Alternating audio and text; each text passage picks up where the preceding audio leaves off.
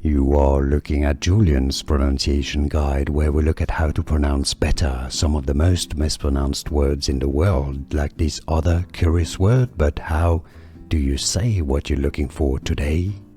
Let's learn how to pronounce these phrases from anatomy. If you want to learn more medical terms, stay tuned. We got tons of confusing ones pronounced correctly in English.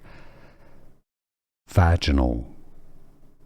Now, there are different ways of pronouncing this first word in English, two different pronunciations actually. Vaginal is the American English pronunciations, but the British English in the UK it's often pronounced as vaginal, okay? Hence a lot of the confusion. Vaginal or vaginal.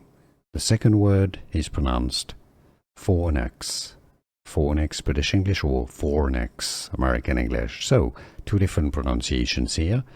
Vaginal fornix American English pronunciation or vaginal fornix.